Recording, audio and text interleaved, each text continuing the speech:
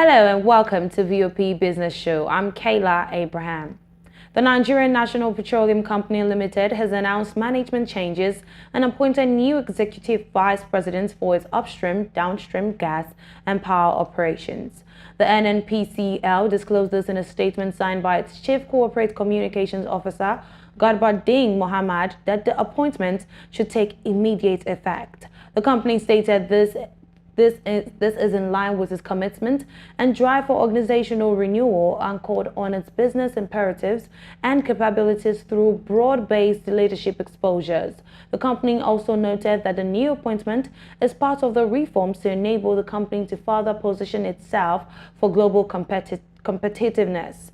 In February, the NNPCL took over the assets of the nation's oil company after 46 years of its operations as a corporation. The company took over after attaining legal requirement within the stipulated 18 months in line with Section 54 of the Petroleum Industry Act 2021, and the corporation transitioned into a company whose operations will be regulated by the Companies and Allied Matters Act. The company subsequently became a commercially oriented and profits-driven national petroleum company with the aim of being independent of the government, although government bodies remain its shareholders.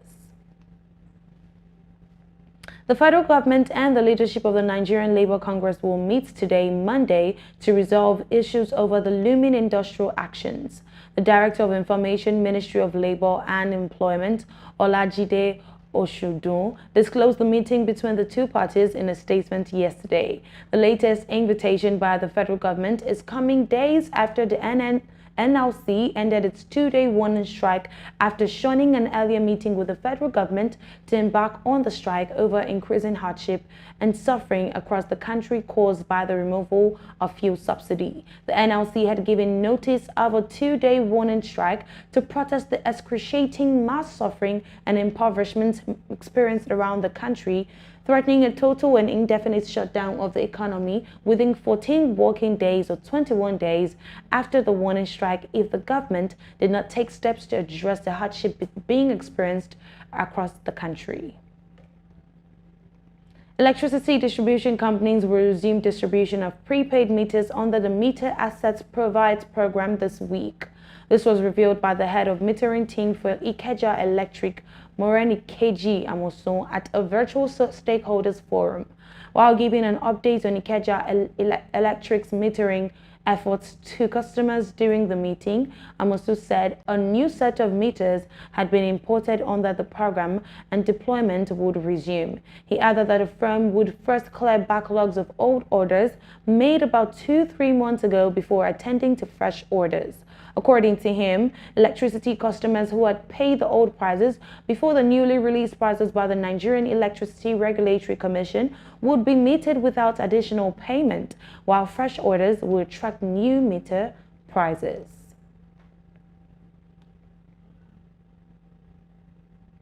Twenty-three Nigerian states grew bilateral loans by 64.3% in 6 months to $462.8 million as at the end of June. Most of the loans were taken from China, India, France, and other countries. This was despite the persistent fall of the naira, making dollar-denominated loans more expensive. In June 2023, the Central Bank of Nigeria directed deposit money banks to remove the rate cap on the naira at the official investors and exporters window of the foreign exchange market. Consequently, the naira fell from 471 naira per dollar to 750 naira per dollar as of the end of June 2023 and had continued to fall. The increase in bilateral loans showed a growing appetite for this type of loans by state governors. According to external debt data from the Debt Management Office, 23 states increased their borrowing from China, India, France, Japan, International Cooperation Agency, and Germany. Most of the bilateral loans were owed to the AFD, with the debt to France growing by 21.8% to $306.3 million as of the end of June. Chinese, Indian, and other loans grew by 415.8% to $156.5 million as of June 2023. The loan deal was signed by then Minister of Finance Kemi Adeosun and Chief Executive Officer of the Agence Française Development, Ray Rouet. The breakdown of the loan included a $200 million loan facility grant to Lagos for the execution of transport projects by AFD, another $200 million loan for land degradation projects in Ogun State, and $75 million for the execution of water projects in Kano State. Now, the Executive Vice Chairman of the Nigerian Communication Commission, Umar Dambata, has stated that the telecoms investment inflow grew from $38 billion to $77 billion by the second quarter of 2023. Dambata, who made the disclosure at a media chat with stakeholders in the media industry in Kano, revealed that the sector had contributed 16% to the nation's gross domestic product within the period under review. He stated that the statistics by the NCC was based on the computation by the Nigeria Bureau of Statistics. Dambata, however, attributed the success to thorough, sustained regulatory excellence and operational efficiency by the Commission, adding that the industry has grown in leaps and bounds over the past 2 decades. According to him, telephone users in Nigeria had hit 218.9 million internet subscribers, 159.5 million, while broadband users in the country now are 88.7 million within the period under review. He also stated that the Commission will establish an emergency communication center in each of the 36 states of the Federation and the Federal Capital Territory, Abuja. He noted that the centers, when established, will bridge the gap between distressed and emergency response agencies in the country. Nigeria's revenue from sale of crude oil has increased by 188.7 billion naira in August 2023, following a marginal gain in the production of the commodity by both international and indigenous operators in the sector.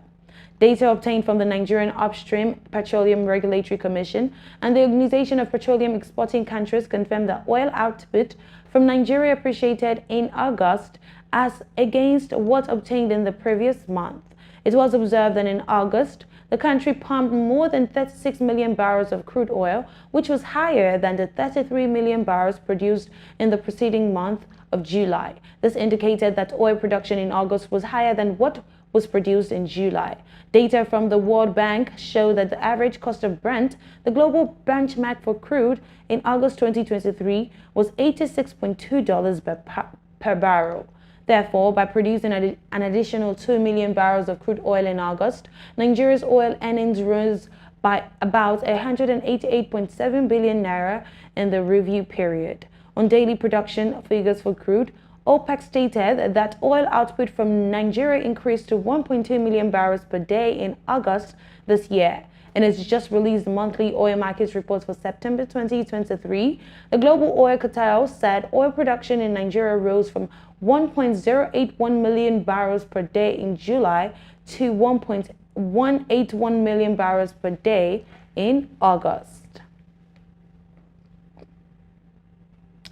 Now, gas retailers have warned that the price of 12.5 kg cooking gas may hit 18,000 naira by December if the federal government does not restrict the activities of the terminal owners. The president of the Nigerian Association of Liquefied Petroleum Gas Marketers, Olatubosun Oladapo, disclosed that the price of liquefied petroleum gas, also known as cooking gas, has gone astronomically high at terminals as a result of soaring increment from between 9 to 10 million naira per 20 metric tons to 14 million naira per 20 metric tons. Olatubosun stated that there was no justification for the increment as the Nigerian Liquefied Natural Gas Limited still supplied the market. Although gas terminals owners did not have a visible association spokesperson for NavGas, Friday Agu, and NIPCO PLC's SK Kumar blamed the hike on Forex and the international market.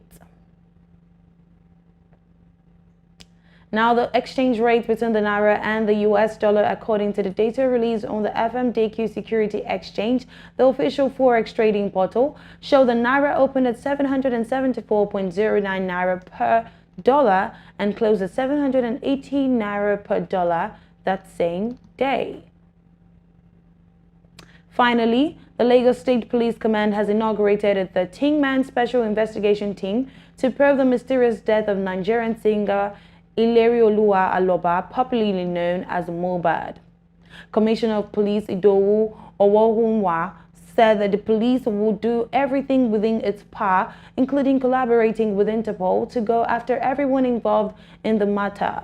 Last Tuesday, Mohbad, a former signee of Malian Records owned by Aziz Fashola, popularly known as Naira Marley, died at the age of 27. The cause of his death remains unknown as different accounts of circumstances surrounding the demise exist. One account was that he complained of an ear problem, which led to him being taken to the hospital.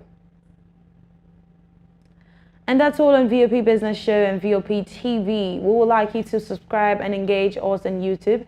It is Voice of the People TV and on other social media platforms at VOP TV Live. I'm Kayla Abraham. Thanks for watching.